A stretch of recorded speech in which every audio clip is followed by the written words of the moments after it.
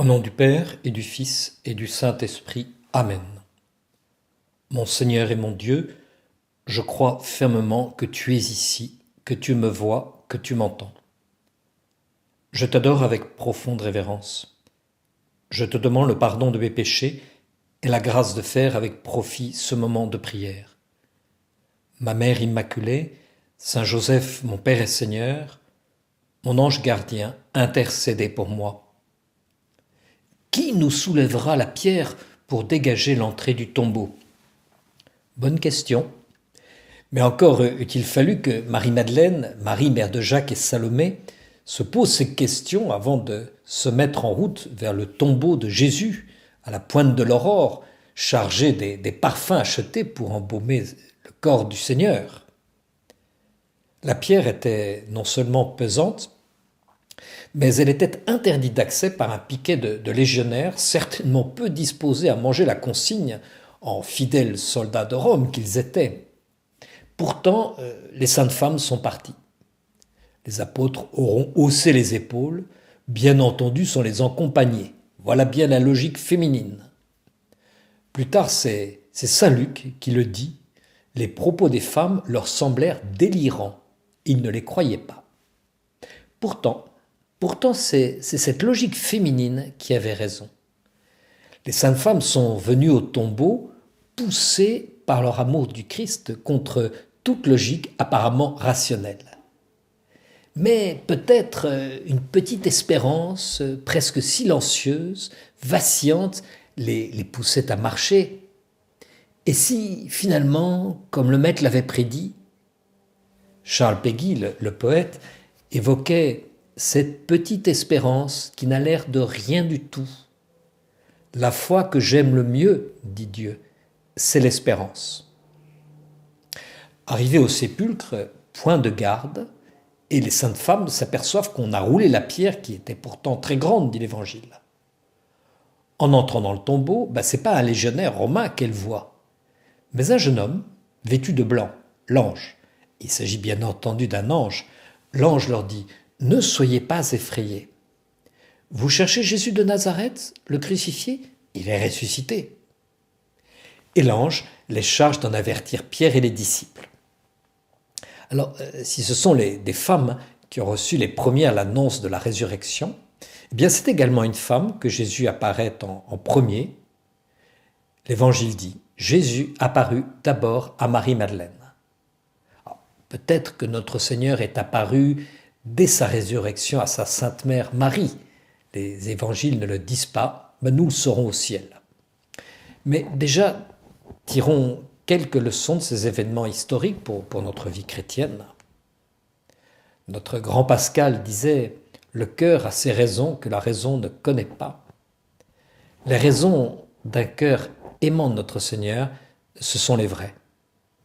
Les apôtres avaient de bonnes raisons de ne pas monter au sépulcre, mais ils n'avaient pas raison. Il leur manquait la foi et l'espérance en Jésus-Christ. Il leur manquait sans doute aussi un peu d'amour. Rappelons-nous, ils avaient pris la fuite à Gethsémani quand on avait arrêté Jésus, et ils s'étaient terrés. En revanche, les saintes femmes, elles étaient au pied de la croix. Et les saintes femmes furent beaucoup plus dignes et méritantes que les apôtres. On connaît la terrible boutade de Talleyrand. Méfiez-vous du premier mouvement, il est toujours généreux. Et les femmes furent généreuses. Non, nous ne nous méfions pas du premier élan de notre cœur éclairé par la grâce, qui accorde toute confiance, toute foi en la parole du Seigneur. Ce premier mouvement du cœur qui sait quelque chose de la grandeur de la résurrection, de la bonté miséricordieuse du Seigneur. Job disait en son temps « Je sais que mon Rédempteur vit ». Et l'Épître aux Hébreux, de son côté, énonce « Jésus-Christ, hier et aujourd'hui, est le même, il est pour l'éternité ». Et cette résurrection de Jésus, c'est le fondement de notre foi. Saint Paul l'expliquait aux chrétiens de Corinthe « Avant tout, je vous ai transmis ceci que j'ai moi-même reçu. Le Christ est mort pour nos péchés conformément aux Écritures. Il fut mis au tombeau, il est ressuscité conformément aux Écritures. Il est apparu à Pierre, puis aux 12. Ensuite, il est apparu à plus de 500 frères à la fois. Ensuite, il est apparu à Jacques et à tous les apôtres. Et en dernier lieu, il est même apparu à l'avorton que je suis.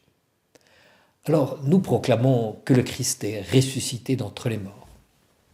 A contrario, poursuit Paul, si le Christ n'est pas ressuscité, votre foi est sans valeur. Vous êtes encore sous l'emprise du péché, mais le Christ est ressuscité. Remercions les apôtres qui nous ont transmis cette vérité. Remercions le Saint-Esprit pour le don de la foi en cette vérité qui détermine notre vie. Je sais ainsi qu'au baptême, je suis mort avec le Christ pour ressusciter avec lui. Désormais, par le Saint-Esprit, je suis frère du Christ et partant, je suis enfant de Dieu. Et je peux dire que par la grâce sanctifiante, je vis la vie du Christ. Alors on l'a vu, Jésus ressuscité est apparu en tout premier lieu à Marie-Madeleine. Si sa marque précise de laquelle Jésus avait expulsé 7 démons, ce n'est pas pour l'humilier, ce n'est pas pour la stigmatiser, bien au contraire. On comprend par là que Jésus est venu sauver ce qui était perdu, qu'il ne veut pas la mort du pécheur, mais qu'il se convertisse et qu'il vive. Et ne sommes-nous pas tous pécheurs ? Le Christ ne nous délivre-t-il pas de démons ? 7 dans le cas de Marie-Madeleine, ce qui veut dire en fait beaucoup pour les Hébreux. Et Jésus dit à Pierre qu'il ne faut pas pardonner 7 fois, mais 77 fois 7 fois. Alors je comprends, Seigneur, tu me délivres de tous mes maux. Marie-Madeleine avait baigné tes pieds de ses larmes. Toi, Seigneur, tu as lavé les pieds des tiens le jeudi saint au Cénacle. Quand je te demande sincèrement pardon, quand je m'agenouille devant le prêtre pour confesser mes péchés, toi, Seigneur, tu t'agenouilles devant moi pour me laver mes fautes. Tu as payé pour cela un prix surabondant. Saint Paul s'exclame, « Vous avez été rachetés à grand prix. » Il dit aussi, « Il s'est livré pour moi. » Non, Jésus ne nous gronde pas, il nous sauve. Pensons aussi aux disciples d'Emmaüs. Plutôt que de faire des reproches à ces incrédules, à ces esprits sans intelligence, dont le cœur est lent à croire, comme il les appelle, ces disciples s'en retournent chez eux à Emmaüs, sans même accorder de crédit au témoignage des saintes femmes et des disciples. Donc Jésus prend le temps de leur ouvrir les Écritures en cheminant avec eux. Leur cœur brûle en l'écoutant. Puis il se fait reconnaître à la fraction du pain lors du repas pris ensemble à l'arrivée. On ne s'étonne pas qu'aussitôt ils s'en retournent à Jérusalem, à 12 kilomètres de là, pour raconter ce qui leur est arrivé. Et n'est-ce pas ce que Jésus fait maintenant avec nous par son Église ? L'Église inlassablement nous transmet ces grandes vérités. L'Église s'efforce de nous l'expliquer. Elle prie l'Esprit Saint d'infuser dans notre âme davantage de foi, d'espérance et de charité. On voit qu'on s'occupe bien de nous, maternellement, patiemment. Mais chacun de nous est l'Église. Il revient donc à chacun d'être témoin de la résurrection. Lorsque Jésus dit au jour de l'ascension, « Allez, faites des disciples de toutes les nations », c'est à toi, c'est à moi qu'il le dit. Toi et moi, nous sommes aussi ses apôtres. Et comment vais-je parler de la résurrection ? Le pape François dit, par ton exemple. Aussi je me pose la question, est-ce que je témoigne par toute ma vie que je suis ressuscité avec le Christ ? Que je vise une vie nouvelle ? Est-ce le cas ou bien ma foi en la résurrection est-elle théorique et n'influe pas trop dans ma vie, dans mes choix, une foi qui ne rayonne pas ? Nietzsche, le philosophe redoutable contempteur du christianisme, nous fait un reproche sanglant. Il faudrait qu'ils me chantent de meilleurs chants pour que j'apprenne à croire en leur sauveur.